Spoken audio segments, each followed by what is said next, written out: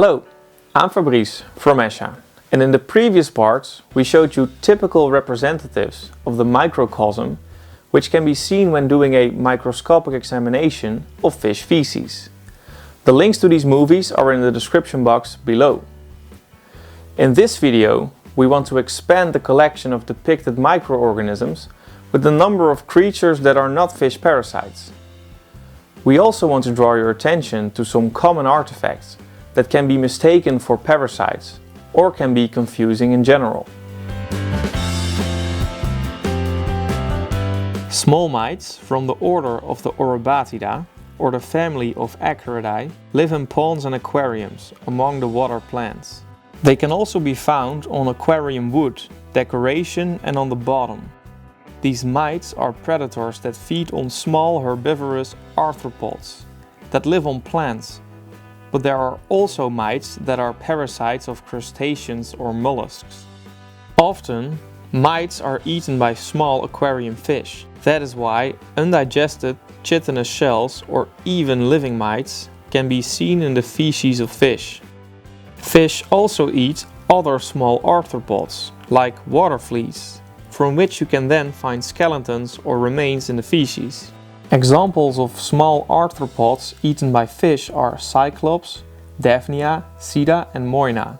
They mainly live in the water column and vegetation of the aquarium, but can also be found on the bottom and in the filter. Paratrix are a large group of unicellular microorganisms with ciliates. There are also parasitic species that are part of this group, but the Paratrix that can be found in fecal samples are not dangerous to fish. They settle on a nutrient medium, such as fish feces, and feed on bacteria and other organic particles that they filter out of the water. Sessile Paratrix have an attachment part that can be compressed and unclenched, allowing them to move more efficiently, and thereby increasing the area in which they can catch food with their cilia.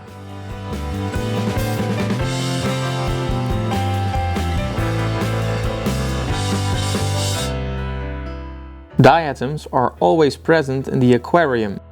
Sometimes they form a brown layer that coats the bottom, rocks, plants and decoration. Many fish consume diatoms when grazing for food, for example algae eaters.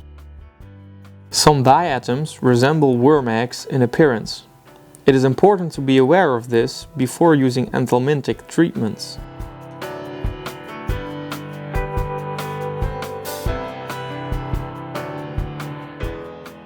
Not only diatoms can be seen in fish fecal samples. In samples you can often see parts of filamentous algae and of unicellular green algae that fish like to eat. Our next subject are objects that can cause confusion or can be mistakenly perceived by aquarists as something dangerous for fish. Many aquarists do not know what scales look like under a microscope. We sometimes get photos from fish keepers who ask us to find out what problem they have and how to deal with it. These are fish scales with clearly visible growth rings on them.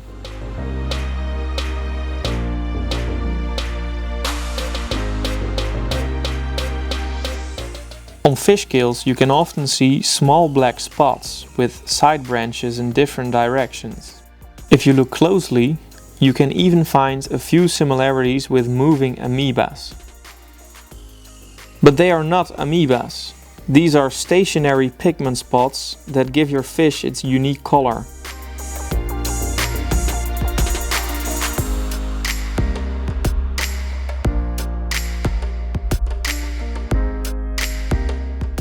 One day, we received a message from a customer asking for advice on how to deal with Trichodina. He sent us a photo, but the expected Trichodina were not in the picture. So we clarified what exactly he perceived as Trichodina, and he pointed at several air bubbles in the picture. Quite often, aquarists perceive the air or other bubbles as something dangerous for fish. That is why we include air bubbles in the list of artifacts.